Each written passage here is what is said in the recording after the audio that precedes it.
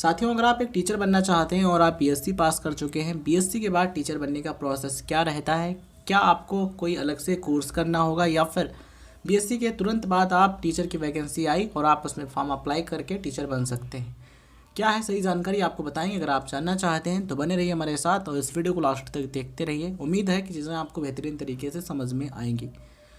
दोस्तों, अगर हम बात करें टीचर बनने के प्रोसेस की तो इसमें क्या होता है, सबसे पहले आपको टीचर एलिजिबिलिटी टेस्ट यानी कि टीईटी क्वालिफाई करना होता है। इसके बाद जब वैकेंसी आती है, शिक्षक भर्ती मतलब कि टीचर की वैकेंसी आती है, तो उसमें अप्लाई करना होता है। जो सिलेक्शन प्रोसेस होता है, एग्ज़ाम देना होता है, उसको दे करके आप टीचर बन सकते हैं। तो ये होता है सिलेक्शन का प्रोसेस।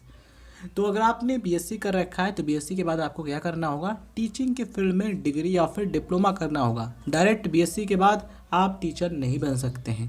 ध्यान रखिएगा, बीएससी आपने किया है तो आपने ग्रेजुएशन का कोर्स किया है, ठीक है। तो ग्रेजुएशन के बाद आपको क्या करना होगा, टीचिंग के फील्ड में डिग्री या फिर डिप्लोमा कोर्स करना होगा। अगर हम बात करें डिप्लोमा कोर्स की तो डीएलएड यानी कि डिप्लोमा इन एलिमेंट्री एजुकेशन 2 साल का कोर्स होता है ये, या फिर डिप्लोमा इन एजुकेशन, या फिर अगर हम बात करें डिग्री कोर्स की तो डिग्री में आप बीएड कर सकते हैं। और उसके बाद टेट यानी कि टीचर एलिजिबिलिटी टेस्ट क्वालिफाई करके आप जब शिक्षक की भर्ती आए उसमें अप्लाई करके जो एग्ज़ाम होता है उसको देख करके आप टीचर बन सकते हैं। दूसरी चीज़, अगर आप डिप्लोमा कोर्स नहीं करना चाहते हैं तो बीएससी करने के बाद आप डायरेक्ट बीएड कर सकते हैं। बीएससी एक बैचलर डिग्री कोर्स है, मतलब कि ग्रेजुएट कोर्स है, और इसके बाद आप बीएड कोर्स कर सकते हैं। ग्रेजुएशन के बाद बीएड 2 साल का होता है और 1 साल का भी होता है। तो आप 1 साल का या फिर 2 साल का बीएड कोर्स कर सकते हैं, मतलब कि बैचलर ऑफ एजुकेशन कर सकते हैं।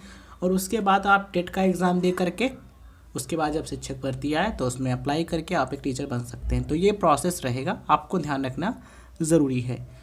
अगर हम बात करें टेट यानी कि टीचर एलिजिबिलिटी टेस्ट की, तो टेट का जो एग्ज़ाम है ये सेंट्रल लेवल पर कराया जाता है और स्टेट लेवल यानी कि राज्य के स्तर पर भी कराया जाता है। यहाँ पर आपको ये भी डिसाइड करना होगा कि हमें कहाँ पर यानी कि किन स्कूलों में टीचर बनना है, प्राइमरी टीचर या फिर अपर प्राइमरी टीचर। क्या हमें सेंट्रल स्कूल में टीचर बनना है या फिर स्टेट लेवल के यानी कि राज्य के स्तर के जो प्राइमरी स्कूल होते हैं या फिर अपर प्राइमरी स्कूल होते हैं उनमें हमें टीचर बनना है। तो अगर आप सेंट्रल स्कूल में यानी कि केंद्रीय विद्यालय में टीचर बनना चाहते हैं, प्राइमरी टीचर या फिर अपर प्राइमरी टीचर, तो आपको क्या करना होगा, सीटेट का एग्ज़ाम क्वालिफाई करना होगा। उसके बाद आप शिक्षक भर्ती का फॉर्म भर सकते हैं। जो सिलेक्शन प्रोसेस होता है उसको कंप्लीट करके आप टीचर बन सकते हैं। अगर आप राज्य में यानी कि स्टेट में, आप जिस भी स्टेट में टीचर बनना चाहते हैं वहाँ के स्कूलों में, तो उसके लिए आपको क्या करना होगा, उस राज्य के लिए यानी कि उस स्टेट में जो टीचर एलिजिबिलिटी टेस्ट कराया जाता है उसको क्वालिफाई करना होगा। उसके बाद आप शिक्षक भर्ती में फॉर्म भर सकते हैं और सिलेक्शन प्रोसेस कंप्लीट करके आप टीचर बन सकते हैं, मतलब कि एक शिक्षक बन सकते हैं।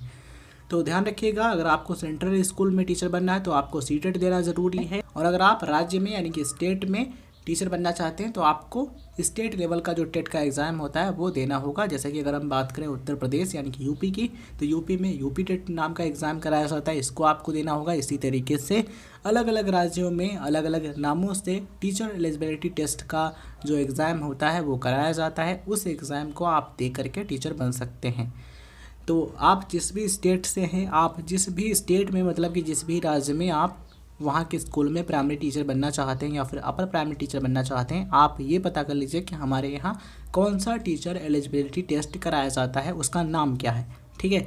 तो आप देख लीजिए और उसके लिए एलिजिबिलिटी क्राइटेरिया देख लीजिए, उसके अकॉर्डिंग आप कोर्स कर लीजिए और उसके बाद उसको अप्लाई करके एग्ज़ाम देकर उसके बाद जब वहाँ पर टीचर की वैकेंसी आए, मतलब कि शिक्षक की भर्ती आए, तो आप उसमें अप्लाई कीजिए, सिलेक्शन प्रोसेस कंप्लीट कीजिए और मेहनत कीजिए। जब मेहनत करेंगे तो निश्चित आपको उसका अच्छा रिजल्ट देखने को मिलेगा, परिणाम अच्छा आपको देखने को मिलेगा और आप एक टीचर बन जाएंगे। साथियों, हम उम्मीद करते हैं कि आपको हर एक चीज़ बेहतरीन तरीके से समझ में आई होगी।